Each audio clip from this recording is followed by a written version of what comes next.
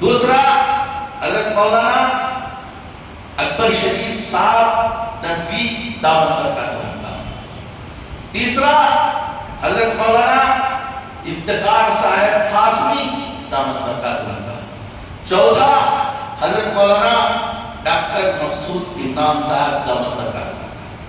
یہ چار کا نام طے کیا گیا. پھر چاروں کو سے ملاقات کی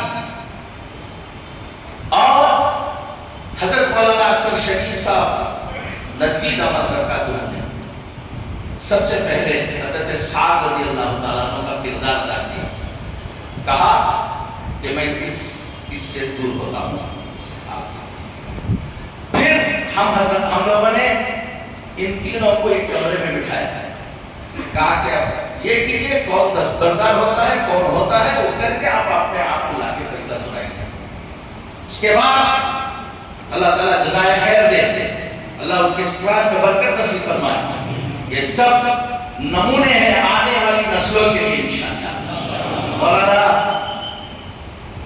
افتخار احمد قاسمی دامت برکاتہ نے ان تینوں کے اس میں کہا کہ میں مفتی شعیب اللہ صاحب دامت برکاتہ کے حق میں دستبردار.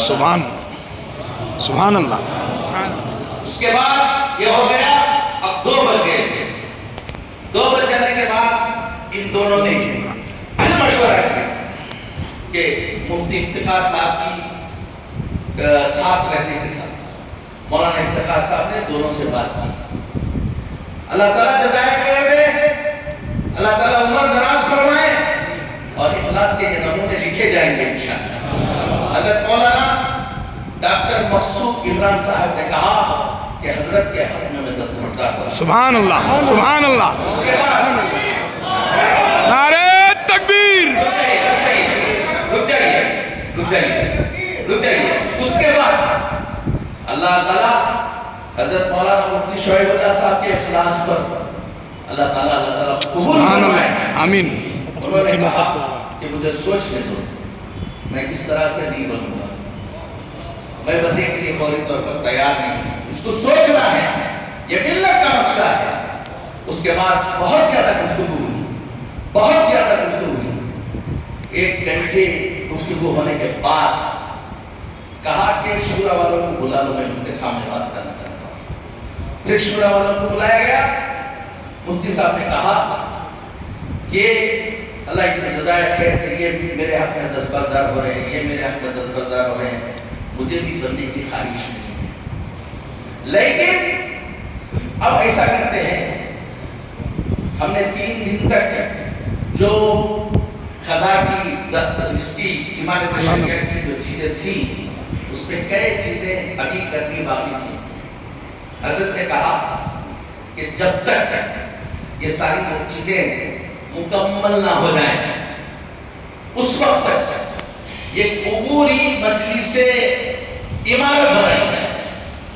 یہ قبوری کا اگر ترجمہ اردو میں سمجھ میں نہیں آتا ہے تو انگلش میں ٹیمپرری, جب تک کہ عمارت کے سارے کیا نہ ہو جائیں, مسئلے حل نہ ہو جائے, اس وقت تک ایک قبوری مجلس عمارت بنائی جائے جس میں میں بھی رہوں گا, حضرت مولانا مفتی افتخار صاحب بھی رہیں گے, حضرت مولانا ڈاکٹر عمران صاحب بھی رہیں گے. تو یہ طے ہوا. ہم لوگ چاہ رہے تھے کہ اس کے اندر مولانا اکبر شریف صاحب ندوی بھی رہ جائیں, لیکن حضرت نے کہا کہ میرے اسفار بہت باہر کے ہوتے ہیں, میرے لیے یہ نہیں ہے, یہ 3 کافی ہیں. تو انہوں نے معذرت کر لی, تو یہ 3 باقی ہیں.